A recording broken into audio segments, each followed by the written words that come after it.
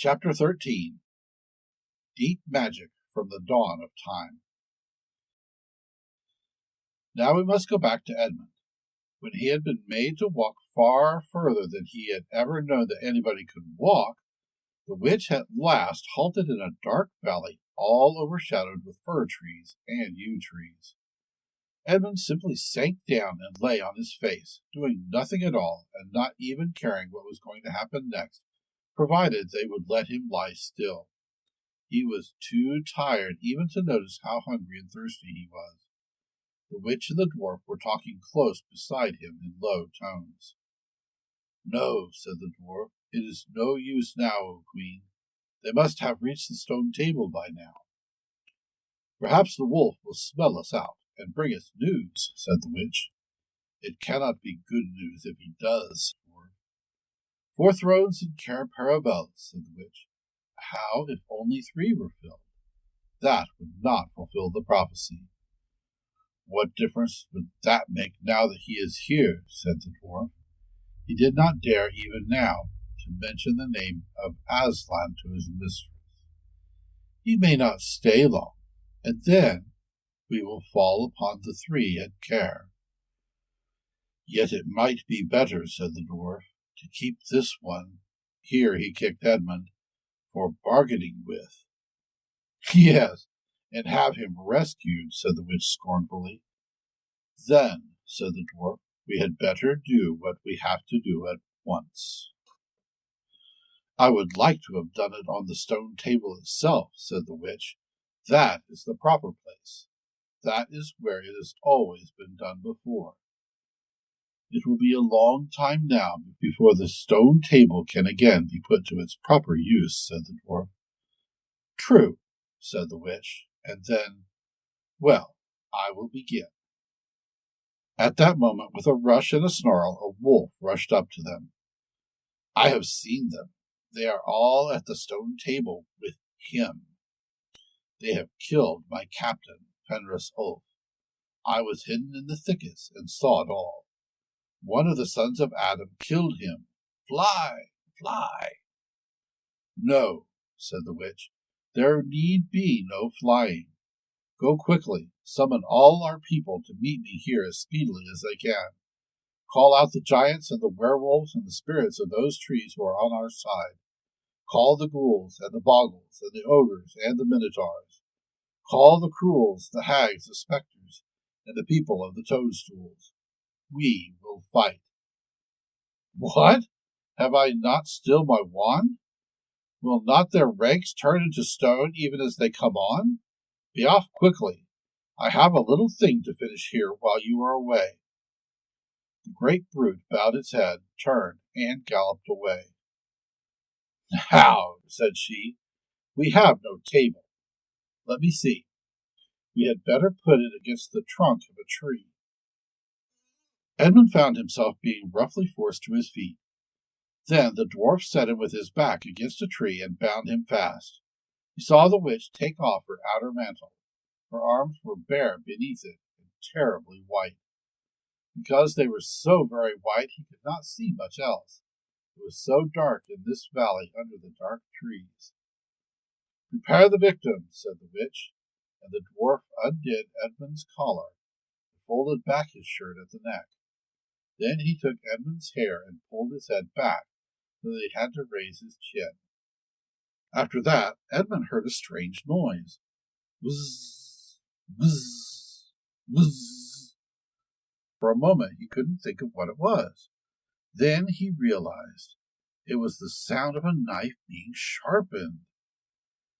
At that very moment he heard loud shouts from every direction, the drumming of hooves and a beating of wings, a scream from the witch, confusion all round him. And then he found he was being untied. Strong arms were around him, and he heard big, kind voices saying things like, "Let him lie down, give him some wine, drink this, steady now, you'll be all right in a minute." Then he heard the voices of people who were talking not to him, but to one another. And they were saying things like, "Who's got the witch? I thought you had her. I didn't see her after I knocked the knife out of her hand. I was after the dwarf.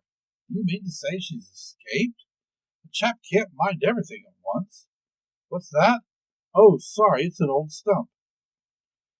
But just at this point, Edmund went off in a dead faint.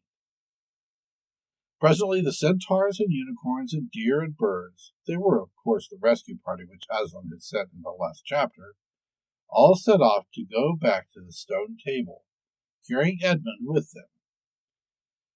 But if they could have seen what happened in that valley after they had gone, I think they might have been surprised. It was perfectly still, and presently the moon grew bright. If you had been there, you would have seen the moonlight shining on an old tree stump and on a fair-sized boulder. But if you had gone on looking, you would gradually have begun to think there was something odd about both the stump and the boulder.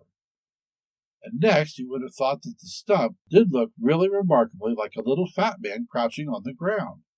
And if you had watched long enough, you would have seen the stump walk across to the boulder, and the boulder sit up, beginning to talk to the stump.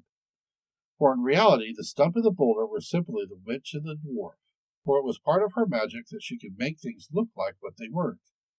And she had the presence of mind to do so at the very moment when the knife was knocked out of her hand. She had kept hold of her wand also, so it had been kept safe too. When the other children woke up next morning, they had been sleeping on piles of cushions in the pavilion. The first thing they heard from Mrs. Beaver was that their brother had been rescued and brought into camp late last night, and was at that moment with Aslan. As soon as they had breakfasted, they all went out, and there they saw Aslan and Edmund walking together in the dewy grass, apart from the rest of the court. There is no need to tell you, and no one has ever heard, what Aslan was saying, but it was a conversation which Edmund never forgot. As the others drew nearer, Aslan turned to meet them, bringing Edmund with him. "Here is your brother," he said, "and there is no need to talk to him about what is past." Edmund shook hands with each of the others and said to each of them in turn, "I'm sorry," and everyone said, "That's all right." But then everyone wanted very hard to say something which would make it quite clear that they were all friends with him again, something ordinary and natural, and of course no one could think of anything in the world to say. But before they had time to feel really awkward, one of the leopards approached Aslan and said, "Sire, there is a message from the enemy who craves audience." "Let him approach," said Aslan. The leopard went away and soon returned leading the witch's dwarf. "What is your message, son of earth?" asked Aslan. "The Queen of Narnia and Empress of the Lone Isles desires a safe conduct to come and speak with you," said the dwarf, "on a matter which is as much to your advantage as to hers." "Queen of Narnia, indeed," said Mr. Beaver. "Of all the cheek—" "Peace, Beaver," said Aslan. "All names will soon be restored to their proper owners. In the meantime, we will not dispute about your noses. Tell your mistress, son of earth, that I grant her safe conduct on condition that she leaves her wand behind her at that great oak." This was agreed to, and 2 leopards went back with the dwarf to see that the conditions were properly carried out. "But supposing she turns the 2 leopards into stone," whispered Lucy to Peter. I think the same idea had occurred to the leopards themselves. At any rate, as they walked off, their fur was all standing up on their backs, and their tails were bristling, like a cat's when it sees a strange dog.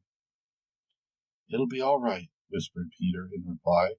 "He wouldn't send them if it weren't." A few minutes later, the witch herself walked out onto the top of the hill and came straight across and stood before Aslan. The 3 children, who had not seen her before, felt shudders running down their backs at the sight of her face. There were low growls among all the animals present. Though it was bright sunshine, everyone felt suddenly cold. The only 2 people present who seemed to be quite at their ease were Aslan and the witch herself. It was the oddest thing to see those two faces, the golden face and the dead white face, so close together. Not that the witch looked Aslan exactly in his eyes. Mrs. Beaver particularly noticed this. "You have a traitor there, Aslan," said the witch. Of course, everyone present knew that she meant Edmund. But Edmund had got past thinking about himself after all he'd been through, and after the talk he'd had that morning. He just went on looking at Aslan. It didn't seem to matter what the witch said. "Well," said Aslan, "his offense was not against you." "Have you forgotten the deep magic?" asked the witch. "Let us say I have forgotten it," asked Aslan gravely. "Tell us of this deep magic." "Tell you?" said the witch, her voice growing suddenly shriller. "Tell you what is written on that very table of stone which stands beside us? Tell you what is written in letters deep as a spear is long on the trunk of the world ash tree? Tell you what is engraved on the scepter of the emperor beyond the sea? You at least know the magic which the emperor put into Narnia at the very beginning. You know that every traitor belongs to me as my lawful prey, and that every treachery I have a right to a kill." "Oh," said Mr. Beaver, "so that's how you came to imagine yourself a queen, because you were the emperor's hangman. I see." "Peace, Beaver," said Aslan, with a very low growl. "And so," continued the witch, "that human creature is mine. His life is forfeit to me. His blood is my property." "Come and take it, then," said the bull with the man's head in a great bellowing voice. "Fool," said the witch, with a savage smile that was almost a snarl. "Do you really think your master can rob me of my rights by mere force? He knows the deep magic better than that.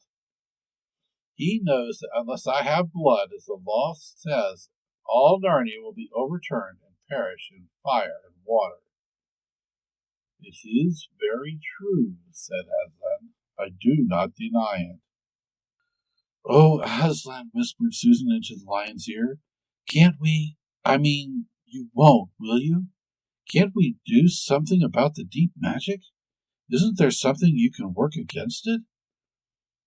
"Work against the emperor's magic?" said Aslan, turning to her with something like a frown on his face. And no one ever made that suggestion to him again. Edmund was on the other side of Aslan, looking all the time at Aslan's face. He felt a choking feeling and wondered if he ought to say something, but a moment later he felt that he was not expected to do anything except to wait and do what he was told. "Fall back, all of you," said Aslan, "and I will talk to the witch alone." They all obeyed. It was a terrible time, this, waiting and wondering while the lion and the witch talked earnestly together in low voices. Lucy said, "Oh, Edmund," and began to cry. Peter stood with his back to the others, looking out at the distant sea. The beavers stood holding each other's paws with their heads bowed. The centaurs stamped uneasily with their hooves. But everyone became perfectly still in the end, so that you noticed even small sounds like a bumblebee flying past, or the birds in the forest down below them, or the wind rustling the leaves. And still the talk between Aslan and the White Witch went on. At last they heard Aslan's voice. "You can all come back," he said. "I have settled the matter. She has renounced the claim on your brother's blood." And all over the hill there was a noise as if everyone had been holding his breath and had now begun breathing again, and then a murmur of talk. They began to come back to Aslan's throne. The witch was just turning away with a look of fierce joy on her face when she stopped and said, "But how do I know this promise will be kept?" "Wow!" roared Aslan, half rising from his throne. Great mouth opened wider and wider, and the roar grew louder and louder, and the witch, after staring for a moment with her lips wide apart, picked up her skirts and fairly ran for her life.